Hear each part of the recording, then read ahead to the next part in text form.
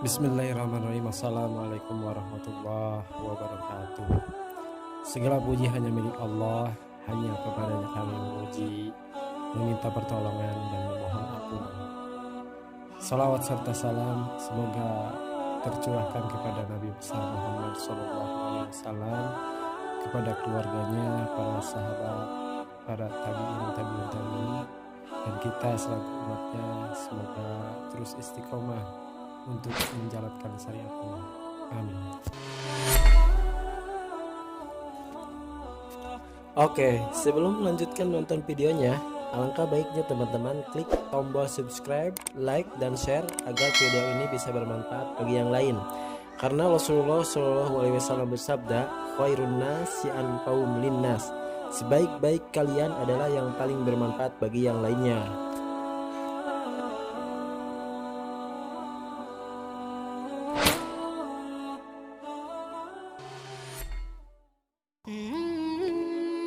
Baik sahabat-sahabatku pecinta jejak Rasul, kali ini kita akan membahas cerita Nabi Nuh alaihissalam, sedang putra dan istrinya yang durhaka kepada Allah. Nabi Nuh diutus oleh Allah untuk memperbaiki akhlak kaumnya yang sangat rusak, sehingga perilaku dan perbuatan mereka mirip seperti binatang. Hal ini disebabkan karena mereka tidak mau patuh terhadap ajaran agama. Pada awalnya, Nabi Nuh disukai kaumnya dikarenakan budi pekerti yang baik. Ia sangat peduli terhadap orang fakir miskin.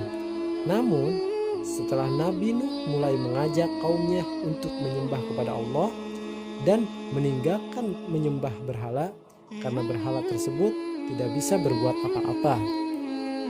Ketika Nabi Nuh alaihissalam berkata kepada, wahai kaumku, kembalilah kalian ke jalan yang lurus. Sembahlah Allah, karena Allah Tuhan yang patut disembah. Mohon ampunlah kepadanya. Niscaya Allah akan memberikan rezeki yang berlimpah. Ucap Nabi Nuh alaihissalam. Para pemuka kaum tidak senang terhadap ucapan Nabi Nuh. Ia menjawab dengan sini, wahai Nuh, dapatkah kau membuktikan jika kamu adalah utusan Allah untuk meluruskan jalan kami, sedangkan kamu sendiri tidak mempunyai kelebihan yang istimewa dari kami?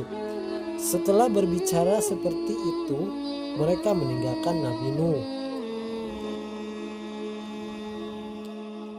Ia pun menangis karena istri dan anaknya Kan'an tidak mau beriman kepada Allah. Wahai ayah, janganlah engkau melarang kami untuk menyembah berhala-berhala itu, karena berhala-berhala itu mendatangkan rezeki kepada kami, ucap Kan'an. Nabi Nuh menjawab perkataan anaknya, wahai anakku, engkau salah. Berhala-berhala itu tidak bisa mendatangkan rezeki kepada kalian. Allah yang memberikan rezeki kepada kita semua. Oleh karena itu, Allah Tuhan yang harus kita sembah. Istri Nabi Nuh berkata, sudahlah Kan'an, jangan dengarkan perkataan bapakmu yang sudah mulai pikun. Kan'an bersama ibunya meninggalkan Nabi Nuh. Nabi Nuh hanya bisa berdoa kepada Allah, semoga Allah memberikan hidayah kepada istri dan anaknya. Semakin hari, perbuatan kaum Nabi Nuh sewenang-wenang. Mereka menganggap dengan kekayaan yang dimiliki bisa membuat suka hati. Bahkan mereka meremehkan Nabi Nuh dan pengikutnya karena mereka lebih miskin. Saat itu, harta menjadi ukuran bagi ketinggian martabat seseorang. Para budak diperlakukan bagaikan binatang. Orang-orang miskin hanya dipandang sebelah mata.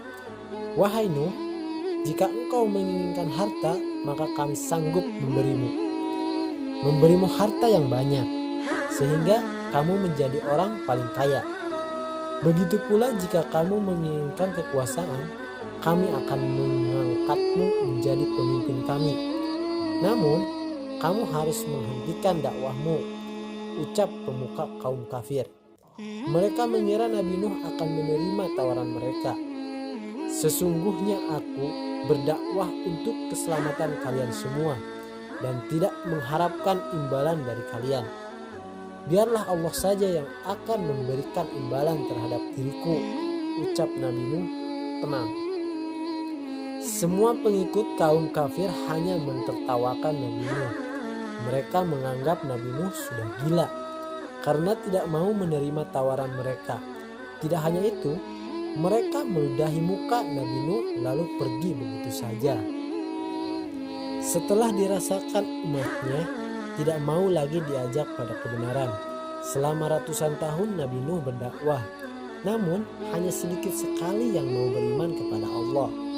Maka Nabi Nuh berdoa kepada Allah, "Ya Tuhanku, tolonglah aku, karena mereka mendustakan aku." Allah menyuruh Nabi Nuh untuk membuat perahu, karena Allah bermaksud menenggelamkan semua kaum yang durhaka itu. Nabi Nuh dan pengikutnya mulai membuat perahu yang dibimbing dan dibantu para malaikat. Lihat saudara-saudara, Nuh dan pengikutnya sudah mulai gila. Dia membuat perahu di gunung. Hendak di manakah dia ingin berlayar? Sedangkan sekarang bukan musim penghujan, ucap seseorang pemuka kaum kafir yang melihat kegiatan Nabi Nuh. Setelah selesai membuat perahu yang sangat besar, Allah memerintahkan Nabi Nuh untuk membawa masing-masing binatang berpasangan serta tumbuh-tumbuhan yang dapat dibawa. Setelah Nabi Nuh dan semua pengikutnya di dalam kapal, berhembuslah angin topan yang sangat dahsyat. Hujan turun dengan lebat dan bumi memancarkan air dari segenap penjuru. Tidak terhenti selama beberapa hari, sehingga air pun bertambah tinggi dan bumi berubah menjadi lautan yang sangat luas. Orang-orang kafir berlarian menyelamatkan diri. Mereka mencari daratan yang lebih tinggi, namun air tetap mengejarnya.